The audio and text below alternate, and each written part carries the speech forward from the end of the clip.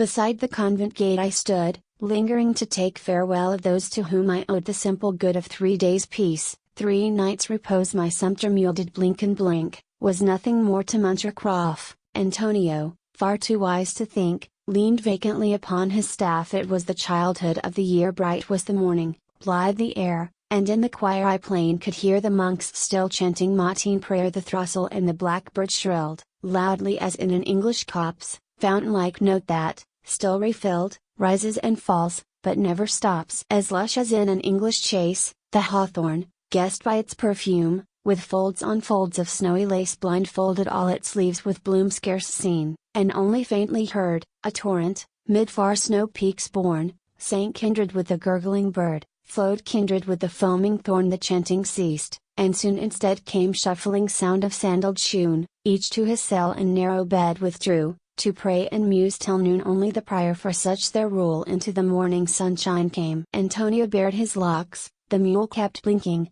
blinking, just the same. I thanked him with a faltering tongue, I thanked him with a flowing heart. This for the poor.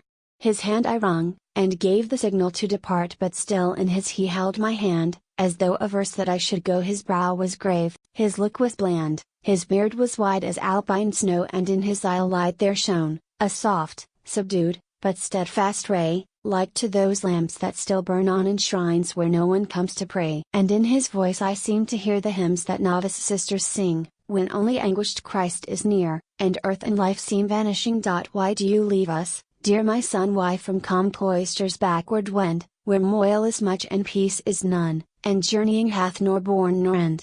Read I your inmost soul right, heaven hath to you been strangely kind, gave gentle cradle, boyhood bright, a fostered soul, a tutored mind. Nor wealth did lure, nor penury cramp, your ripening soul, it lived and throve, nightly beside the lettered lamp, daily in field, and glade, and grove. And when the dawn of manhood brought the hour to choose to be of those who serve for gold, or sway by thought, you doubted not, and rightly chose. Loving your land, you faced the strife, loved by the muse, you shunned the throng, and blend within your dual life the patriot's pen, the poet's song. Hence now, in gaze mature and wise, dwells scorn of praise, dwells scorn of blame, calm consciousness of surer price than dying noise of living fame. Have you not loved, been loved, as few love, or are loved, on loveless earth? How often have you felt its to say, have you ever known its earth?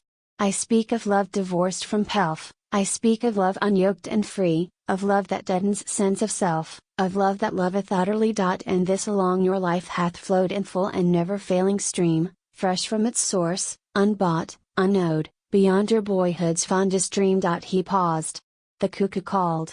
I thought of English voices, English trees. The far-off fancy instant brought the tears, and he, misled by these, with hand upon my shoulder, said, you own 'tis true.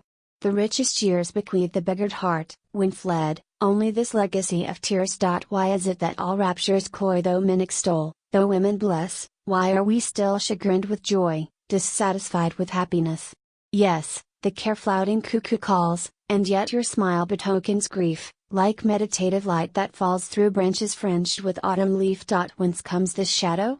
You are now in the full summer of the soul. The answer darkens on your brow, winter the end, and death the goal. Yes, vain the fires of pride and lust, fierce in meridian pulses burn. Remember, man, that thou art dust, and done to dust thou shalt return. Rude are our walls, our beds are rough, but uses hardship's subtle friend. He hath got all that hath enough, and rough feels softest, in the end. While luxury hath this disease, it ever craves and pushes on pleasures, repeated, cease to please, and rapture, once 'tis reaped, is gone. My flesh hath long since ceased to creep, although the hair shirt pricketh oft. A plank my couch, withal, I sleep soundly as he that lieth soft. And meager though may be the meal that decks the simple board, you see, at least, my son, we never feel the hunger of satiety. You have perhaps discreetly drunk. Oh, then, discreetly, drink no more, which is the happier, worldling, monk, when youth is past, and manhood o'er.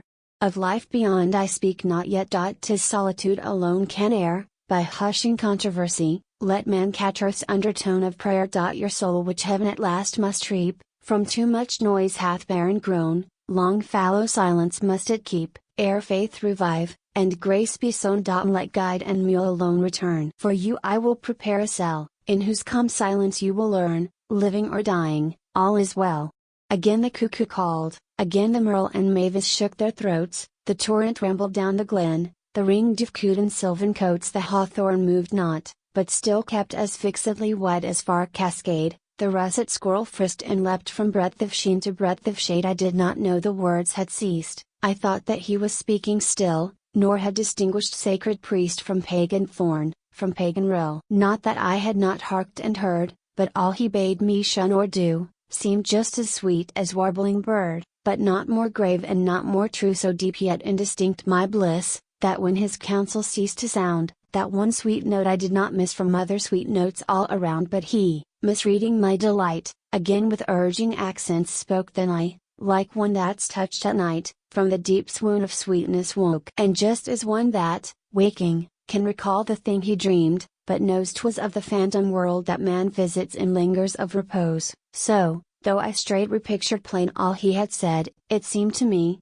recalled from slumber, to retain no kinship with reality. Father, forgive.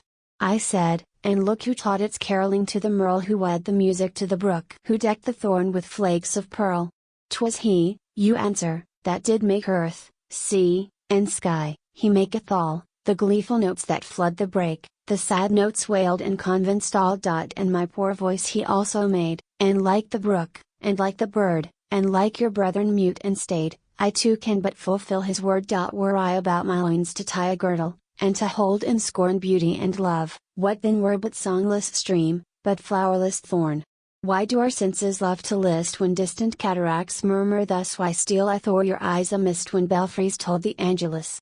It is that every tender sound art can evoke, or nature yield, betoken something more profound, hinted, but never quite revealed. And though it be the self same hand that doth the complex concert strike, the notes, to those that understand, are individual, and unlike. Allow my nature. All things are, if true to instinct, well and wise. The dewdrop hinders not the star, the waves do not rebuke the skies. So leave me free, good Father dear, while you on humbler, holier chord chant your secluded vespers here, to fling my mighty notes abroad. While you with sacred sandals went to trim the lamp, to deck the shrine, let me my country's altar tend, nor deem such worship less divine. Mine earthly, your celestial love each hath its harvest, both are sweet. You wait to reap your heaven, above, I reap the heaven about my feet. And what if I forgive your guest who feels, so frankly speaks, his qualm though calm amid the world's unrest, should restless be amid your calm?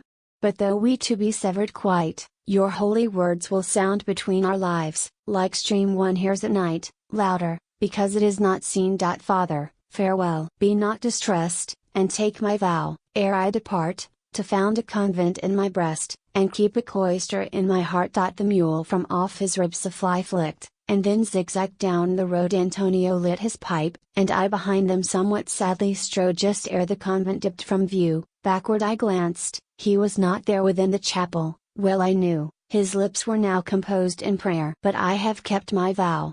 And when the cuckoo chuckleth o'er his theft, when throstles sing, again, again, and runnels gambol down the cleft, with these I roam, I sing with those, and should the world with smiles or jeers provoke or lure, my lids I close, and draw a cowl about my ears.